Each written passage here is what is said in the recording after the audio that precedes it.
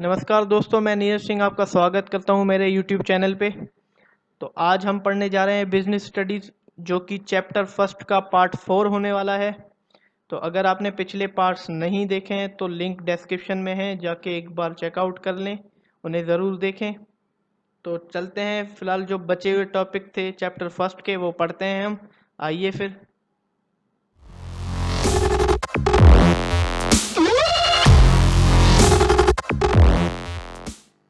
तो दोस्तों चलिए, आइए हम पढ़ते हैं कॉमर्स को, जो हमारी वीडियो का पहला टॉपिक है। जैसे कि मैंने पिछली वीडियो में आपको इंडस्ट्री के बारे में बताया था। इंडस्ट्री वो जगह होती है जहां गुड्स और सर्विसेज के जो है प्रोडक्शन होता है। अब प्रोडक्शन के बाद उसको राइट टाइम पे राइट प्लेस पे अवेलेबल कराना, जिसको उसकी नीड हो, तो ये जो है कॉमर्स के नाम से जाना जाता है। जैसे कि कोई कंपनी है, वो ब्रेड प्रोड्यूस करती है, अब उसको उस लोकेशन पे राइट टाइम पे अवेलेबल कराना, जैसे कि उसको जो है जो है लोगों को जो है ब्रेड के बारे में जानना, उस जगह पे जहाँ लोगों को ब्रेड की ज़रूरत है, तो राइट जो है स्टोर करना उस प्लेस पे, या और अरेंजिंग रिटेल आउटलेट्स, रिटेल जो है शॉप, उनकी रिटेल की जो है आउटलेट वहाँ पे बनाना। ब्रेड की पैकिंग कैसी होनी चाहिए, जैसे कि लोग उस ब्रेड को खरीदें। ट्रांसपोर्टेशन ऑफ द प्रोडक्ट, उस प्रोडक्ट की जो है ट्रांसपोर्टेशन। उस सेलिंग प्रोडक्ट, उस प्रोडक्ट को जो है उस जगह पे बेचना जहाँ उनकी ज़रूरत हो। तो ये जो है कॉमर्स के जो है नाम से जाना जाता है। जैसे कि हम पॉइंट्स में देखें तो buying and selling of goods and services, जो है गुड्स को बेचना और गुड्स को खरीदना, तो ये कॉमर्स जो है, ये सारा काम कॉमर्स का आता है।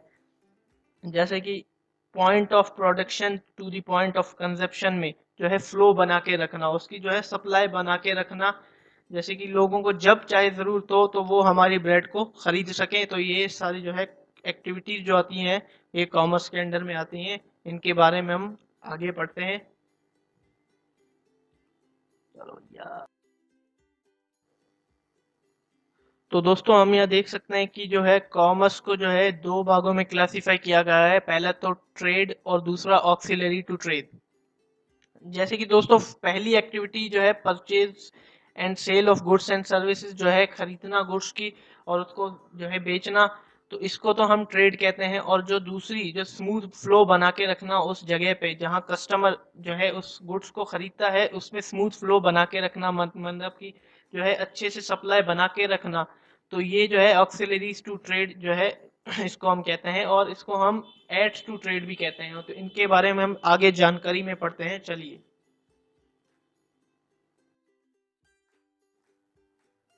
तो दोस्तों आइए हम ट्रेड को पढ़ते हैं। तो दोस्तों ट्रेड को हम एक टाइप से मिडल मैन भी हम जो है मान सकते हैं। ये एक अभिन्न अंग है जो है कॉमर्स का, जो है इंटेग्रल जो है पार्ट है कॉमर्स का। ये जो है सिंपली रेफर करता है sale, transfer of exchange of goods and services, जो है ये जो हेल्प करता है कस्टमर जो हमारे हैं उनके आगे जो है गुड्स और सर्विस को जो है अवेलेबल कराना एक हिसाब से।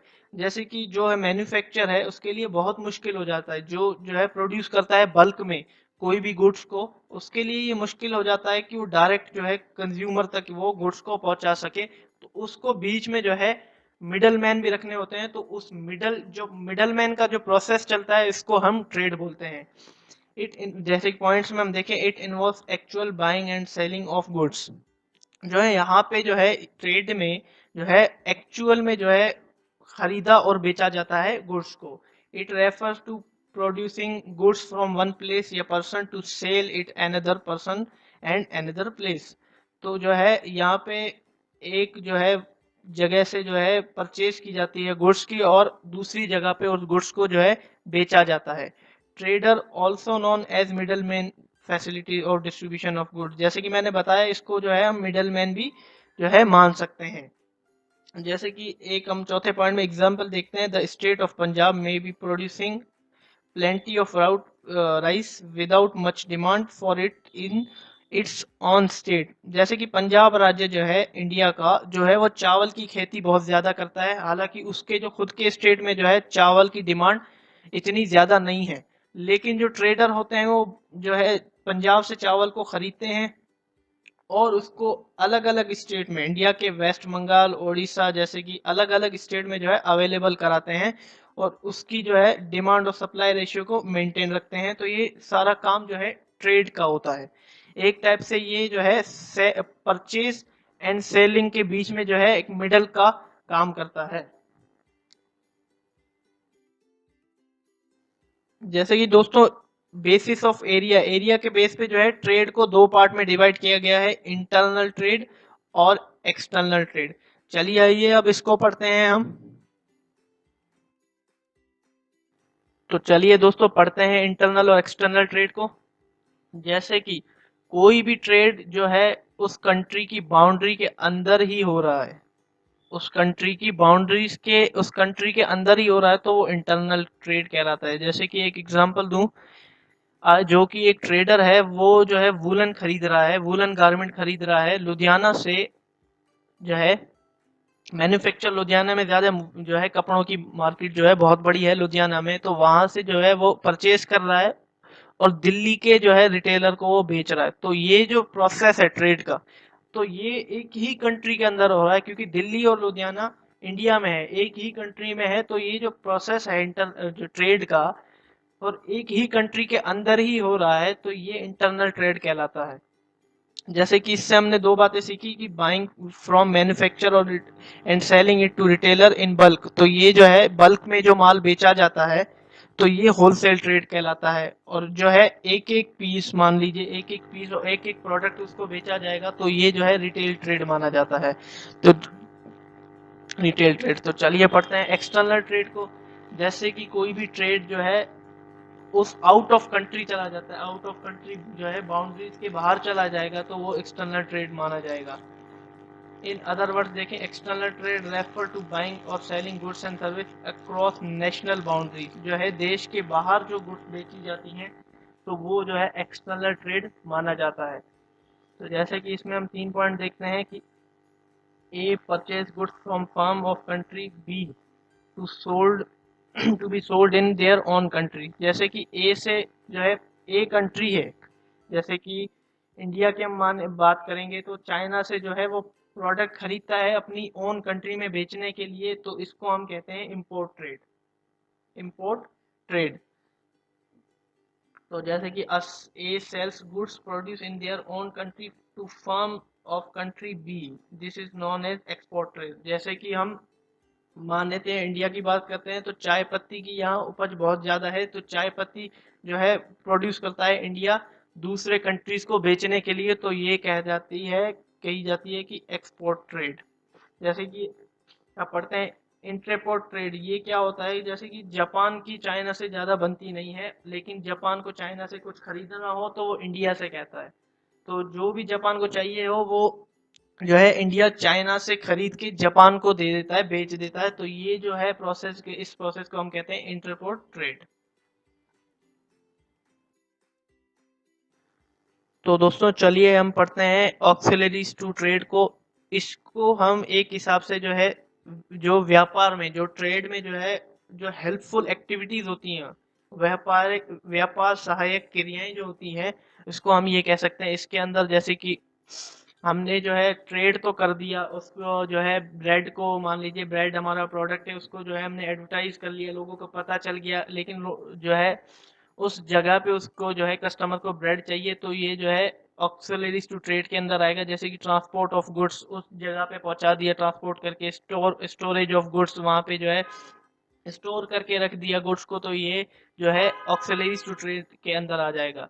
जैसे कि एक एग्जांपल दो, एक कंपनी है या एक व्यापारी है जो है चेन्नई में, जो वो जो है गुड्स बाय करता है दिल्ली से या जो है इंपोर्ट कराता है सिंगापुर से, तो जो वहाँ जो है या सिंगापुर या दिल्ली से जो गुड्स आने का प्रोसेस होता है तो वो ऑक्सिलरीज टू ट्रेड्स के अंदर आता है। जैसे कि carrying of goods physically from Delhi या सिंगापुर टू चेन्नई, जो है उस गुड्स को कैरी करके जो है या दिल्ली या सिंगापुर से जो है और चेन्नई ले आना, तो ये जो है ट्रांसपोर्टेशन की जो है सर्विस है, तो ये ऑक्सिलरीज टू ट्रेड के अंदर आती है, जो क्योंकि ये एक तरीके से जो है व्यापार में सहायक है।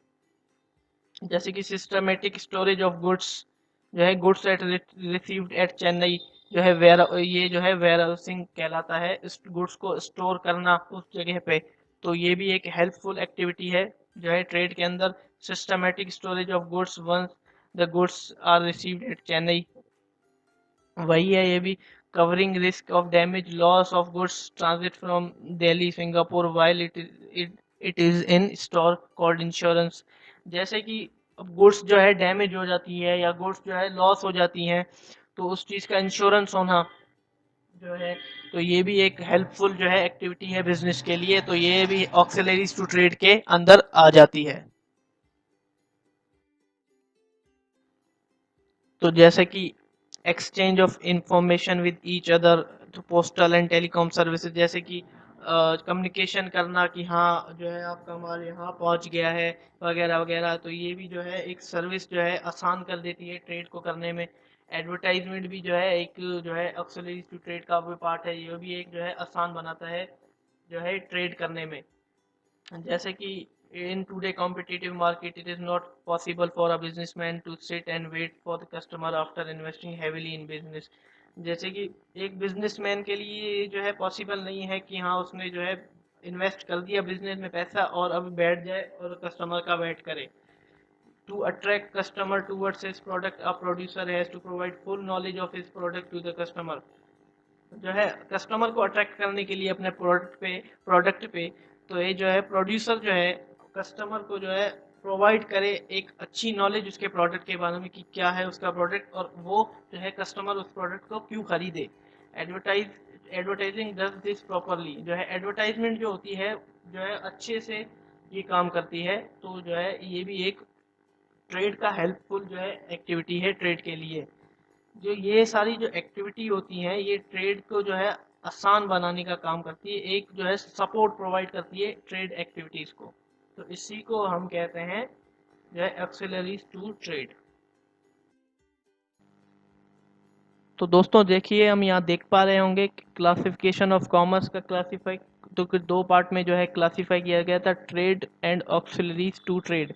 ट्रेड के अंदर जो है दो पार्ट आते हैं, इंटरनल ट्रेड और एक्सटर्नल ट्रेड, जो कि मैंने आपको बता दिया था कि सीमा के अंदर जो ट्रेड किया जाता है वो इंटरनल ट्रेड कहा जाता है, और जो सीमा के बाहर देश की सीमा के बाहर जो है ट्रेड किया जाता है वो तो एक्सटर्नल ट्रेड कहलाता है। और इंटरनल ट्रेड के भी दो पार्ट होते हैं, होलसेल और रिटेल।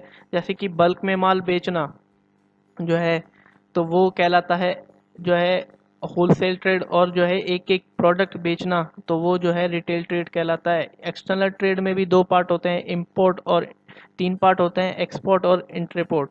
जो है अपने जो है देश के लिए कोई चीज़ खरीदना दूसरे देश से तो वो इंपोर्ट ट्रेड कहलाता है। और जो है अपनी जो चीज़ है अपने देश की जो चीज़ है वो दूसरे देश में बेचना तो ये एक्सपोर्ट कहलाता है। और जिस देश को ज़रूरत हो और एक देश से खरीद के दूसरे देश को बेचना तो ये जो है इंटरपोर्ट ट्रेड जो है कहलाता है। और कॉमर्स का जो दूसरा पार्ट है वो है एक्सेलरीज टू ट्रेड। ये जो है ट्रेड को जो है आसान बनाने का काम करता है। जो है ये ट्रेड की जो सारी एक्टिविटीज़ हैं तो इसको जो है आसान बनाने का काम करता है, जैसे कि ट्रांसपोर्टेशन, वेयर हाउस, उस प्रोडक्ट को जो है स्टोर करना, उस प्रोडक्ट का इंश्योरेंस करना, बैंकिंग करना, कम्युनिकेशन जो है कि हाँ ये माल कहाँ पहुँच गया है, उस जो है एडवर्टाइज करना उस प्रोडक्ट की। तो जो है ये सारी एक्टिविटियाँ जो है ट्रेड की एक्टिविटीज़ को जो है आसान बनाती है, एक जो है सपोर्ट प्रोवाइड करती है जो है ट्रेड की एक्टिविटीज़ को। तो धन्यवाद दोस्तों मेरी वीडियो देखने के लिए, उम्मीद करता हूँ आपको समझ आ गया होगा। मेरे चैनल को सब्सक्राइब करें, बाजू में जो बेल आइकन है उसको प्रेस करें ताकि जो रोज़ आती है वीडियो उसकी नोटिफिकेशन जो है आपके पास सबसे पहले पहुँच जाए। तो ये चैप्टर जो है फर्स्ट चैप्टर ख़त्म हो चुका है, तो मैं जो है अब सेकंड चैप्टर लाने की जो है कोशिश करूँगा। तो धन्यवाद मेरी वीडियो देखने के लिए।